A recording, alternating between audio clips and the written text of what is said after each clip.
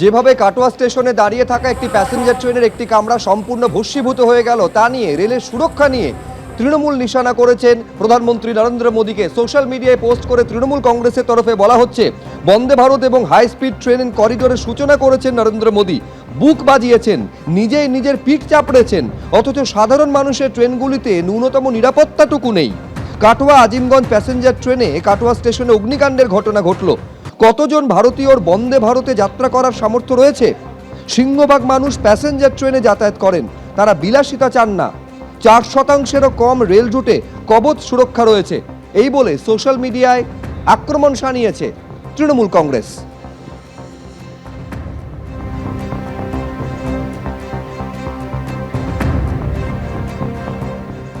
কাটোয়া স্টেশনে 2 নম্বর প্ল্যাটফর্মে দাঁড়িয়ে থাকা কাটোয়া আজিমগঞ্জ প্যাসেঞ্জার ট্রেনে হঠাৎই আগুন লেগে যায়। দাও দাও করে জ্বলতে থাকে 2 নম্বর প্ল্যাটফর্মে দাঁড়িয়ে থাকা ট্রেনের একটি কামরা সম্পূর্ণ ভস্মীভূত হয়ে গেছে। ছবিটা দেখুন।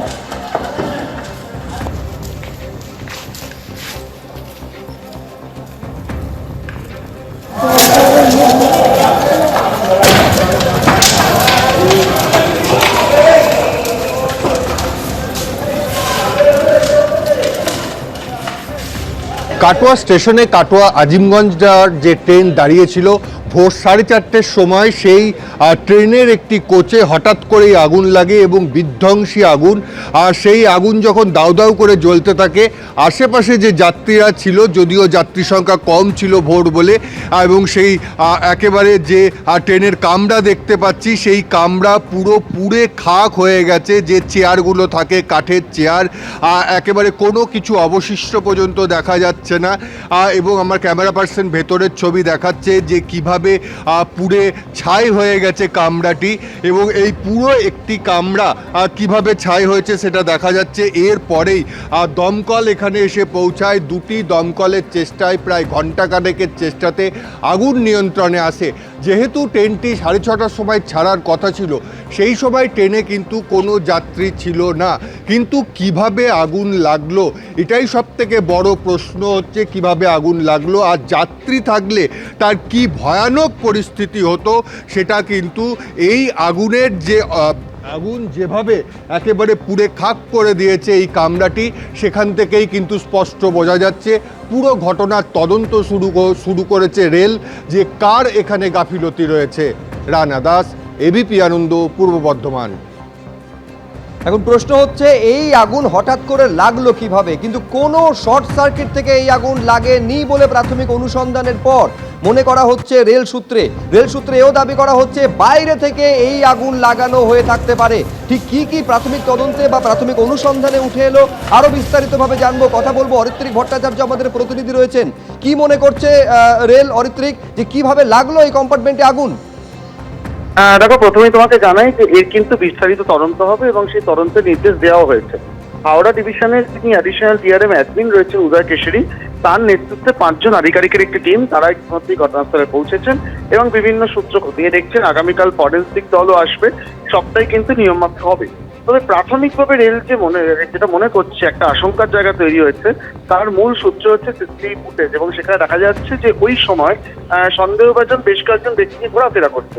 সেই জায়গা থেকে প্রাথমিকভাবে একটা আশঙ্কা প্রকাশ করা হচ্ছে যে বাইরে থেকে কেউ ইচ্ছাকৃতভাবে অগ্নিসংযোগ করে থাকতে পারে ওই বিশেষ কোচে। এবার পুরো পরিপ্রেক্ষিতটা যদি দেখা যায়, সেটা হচ্ছে আজকে কাটোয়া আজিমগঞ্জের ট্রেনটি কাটোয়া থেকে সকাল 6:05 ছাড়ার কথা ছিল। রাত্রিরেই কিন্তু সেই ট্রেনটি 2 নম্বর প্ল্যাটফর্মে চলে আসে। ঘটনার সময় হচ্ছে ভোর 4:30-র আশেপাশে, কারণ 4:30-র আশেপাশেই হঠাৎ করে কিছু যাত্রী যারা প্ল্যাটফর্মে ছিলেন বা রেল কর্মীরা ছিলেন, তারা খেয়াল করেন যে 2 নম্বরে দাঁড়িয়ে থাকা কাটোয়া আজিমগঞ্জ ট্রেনে একটি কামরা দাউ দাউ করে আগুন জ্বলছে। তারপরেই কিন্তু পুরো ঘটনাটি ঘটে এবং সেই কামরাটি প্রায় ভস্মীভূত হয়ে যায়। সময়টাও ভোর 4:30। সেই সময় সচরাচর অন্য অ্যাক্টিভিটি সেখানে হওয়া, অনেক সময় যেটা আমরা এর আগে দেখেছি হচ্ছে ট্রেনের কামরা আগুন লাগার বেশ কিছু কারণ থাকে, সেখানে আগুন জ্বালিয়ে কোনো কাজ করতে গিয়ে দুর্ঘটনা ঘটে, কিন্তু সেই ট্রেনটি ছিল ফাঁকা। তাহলে হঠাৎ করে কেন ঘটলো? এই যে মোবাইল সিসিটিভি ফুটেজে বেশ কয়েকজনের আনাগোনা দেখা যাচ্ছে, তারা কেন সেখানে ঘুরছিলেন, কি তাদের পরিচয়, সেইগুলো রেল সূত্রে খতিয়ে দেখা হচ্ছে। তবে প্রাথমিকভাবে যে শর্ট সার্কিট হতে পারে বলে একদম শুরুতে মনে করা হয়েছিল, সেই তথ্য থেকে সরে এখন রেল মনে করছে অনেকাংশেই যে এটা ইচ্ছাকৃত আগুন লাগানোর ঘটনা। যদিও বিস্তারিত তদন্ত যে শুরু হচ্ছে, সেই শুরু হয়েছে ইতিমধ্যেই, এবং কালকে যে ফরেন্সিক পরীক্ষা হবে গোটা কামরা এবং গোটা ট্রেনটির, সেইখান থেকে কিন্তু আরো কিছুটা সূত্র আসতে পারে, এমনটাই মনে করছেন উচ্চপদস্থ রেল আধিকারিকরা। ধন্যবাদ অরিত্রী। কাটোয়া আজিমগঞ্জ প্যাসেঞ্জার ট্রেনে কিভাবে অগ্নিকাণ্ডের ঘটনা ঘটলো তদন্ত কমিটি ইতিমধ্যে গঠন হয়েছে, কিন্তু ঘটনার যে বিভৎসতা সেই ছবি আপনাদের সামনে রেখেছি। যে মুহূর্তে ভোর 4:30টার সময় অগ্নিকাণ্ডের ঘটনা ঘটেছিল, কি পরিস্থিতির সৃষ্টি হয়েছিল, কি জানিয়েছেন এক প্রত্যক্ষদর্শী, শোনাব।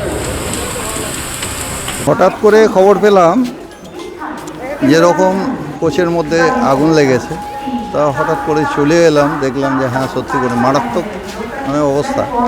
ঠিক আছে, এখন কী হবে না হবে সেটা তো দেখে পরিমরি করে চলেও তো এলাম, দেখলাম হ্যাঁ কঠিন অবস্থা। কি ঘটনাটা কি ঘটনা তো কিছু বলা যাবে না, কিভাবে হয়েছে না হয়েছে সেটাও কিছু বলতে পারবো না।